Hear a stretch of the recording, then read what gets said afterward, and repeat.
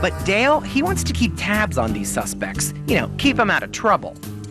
The problem is, these monsters are very secretive and spend about 95% of their time underground. That makes them tricky to watch. So Dale is going to use a really cool spy gadget to track them electronically. First, though, he's got to catch one. So he hangs around one of their favorite hideouts. Waiting and waiting. If she doesn't like it, she'll know. And waiting. Okay, that didn't work so well. So he's gonna set a trap and try and nab one that way.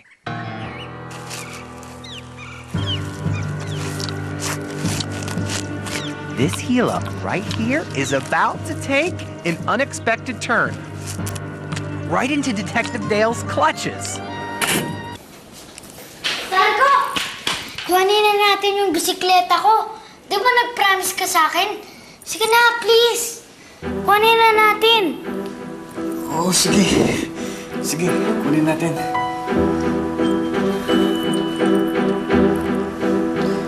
$500,000. Nakapag-set na ako ng appointment kay Judge Sanchez. Malagay ko naman makukuha na natin siya dyan. Sapat na ba to? To buy his pride? I think it's too much. Yun eh, kung may natitira pang pride ng taong yan. I definitely know that that man is corrupt. Come on, TJ. There's no other way. Don't hesitate about this. I'm not hesitant about that. Mas pinagdududahan ko kung magtitiwala ko sa'yo. Dad, paano ba ako magtitiwala sa'yo pagkatapos lahat ng nangyari? Don't you get it, TJ? I'm with you now. I can feel your pain. Ngayon ko lang sasabihin sa ito. Pero kung anong nararamdaman mo, isa rin nararamdaman ko na mawala ka sa pamamahay ko. And believe me, I can still feel it up to now. But then again, as they say, it's never too late, right?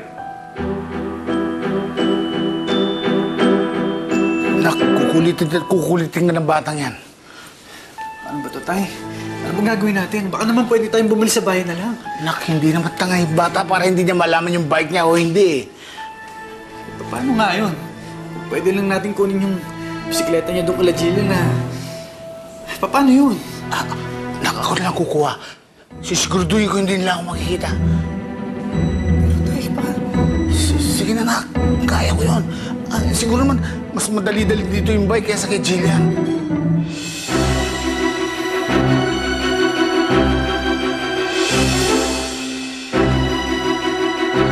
Sana po nagustuhan niyo po yung Only You dahil para ho talaga sa inyo. Isa sa mga mapipili ko talaga yung trip namin sa Korea. Nag-enjoy ang buong grupo. Mas nakilala namin ng isa't isa. Ang saya talaga. Mamimiss ko talaga yung mga tao dito. Dahil po sa inyo, pinasasarap niyo po ang bawat gabi ho namin. Only You, the most delicious ending sa primetime bida. Super thankful kami, super grateful na ang daming sumusuporta sa amin. Mataas yung ratings yung buong showing namin. So we really work together. It's been great. It's really been great. All of us really get along. But I just want to thank lahat ng mga supporters. Thank you so much. I will miss being TJ. I'll miss the whole cast. It has been a pleasure serving you. Only You, the most delicious ending sa primetime bida. Judge Sanchez, I already deposited 1 million in your account. Siguro naman enough na yun para hindi mo ibigay ang hinihingi ng daddy ko. Yes, iyo. Pero paasahin mo naman ng konti. Yung kunwari, you're on his side. Di na. Well, it was nice doing business with you. Thank you, yeah. You will never win this, Dad. I told you. Ay, naku, anak. Tinalugad na natin lahat. Wala talaga yung passport. Teka, di ba pinagawa ni Jonathan si Joshua nung isang buwan? Sinuli naman niya, di ba? Kinuha ba niya uli sa'yo? Kinuha niya nang walang paalam. Kasi dito talaga si Jonathan ang liw sa akin yung anak ko.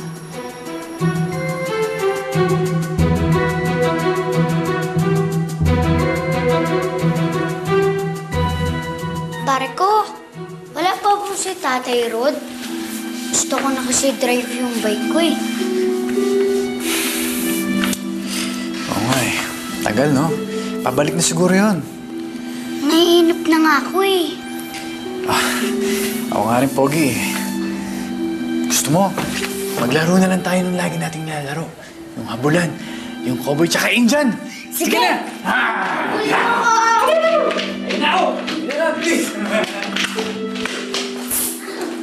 Aray! Talaga. Pare ko! Aray! Aray! Pogi! Pogi! Aray! Pogi! Pare ko! Pogi!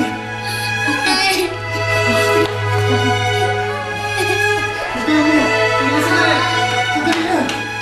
Basta itong mga kaibigan natin sa lahat ng lugar na pwedeng puntahan ni na Jonathan, wala eh.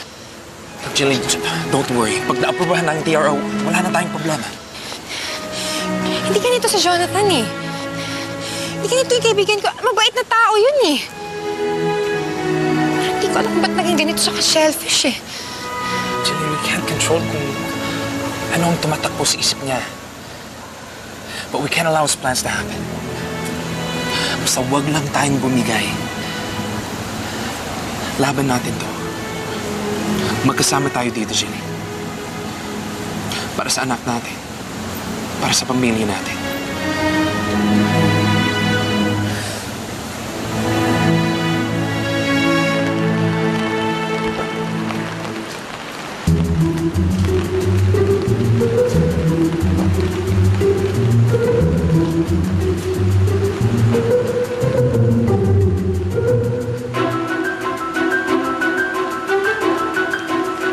Ay, naku, hindi ko akalaing mapupunta tayo sa ganito. Parang kailan lang ang problema natin pagtaas ng kilo ng baboy. Pero ngayon, ang pagbababoy sa buhay natin ni Jonathan. Pag nakita ko yan si Jonathan, talagang masasapo ko na yan eh.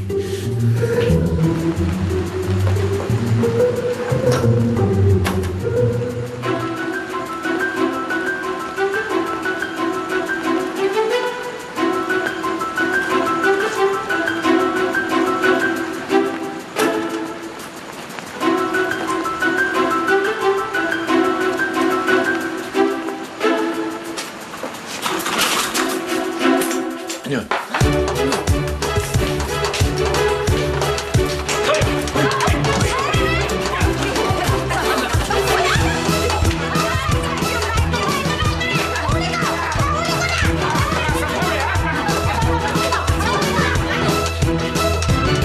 Malaki yung pasasalamat namin sa lahat ng mga kapamilya natin na sumuporta.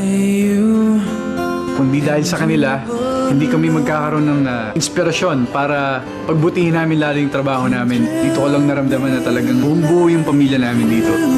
Kahit na pinagpupuyatan namin ang bawat mga eksenang ginagawa namin, hindi kami nakakaramdam ng pagod. Kaya maraming salamat po kapamilya. Only you, the most delicious ending sa Primetime Bida.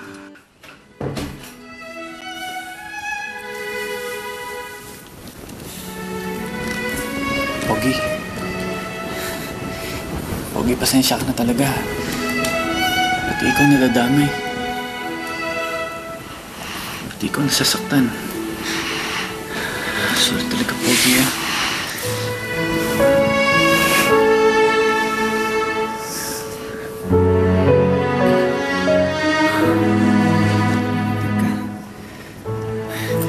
Day! Day! Day! Sir? Tumakbo sa tindahan, bilisan mo. Nihalag na si Pogi. Sige po. Bumili kang gamot, bilisan mo. Opo. Pogi. May.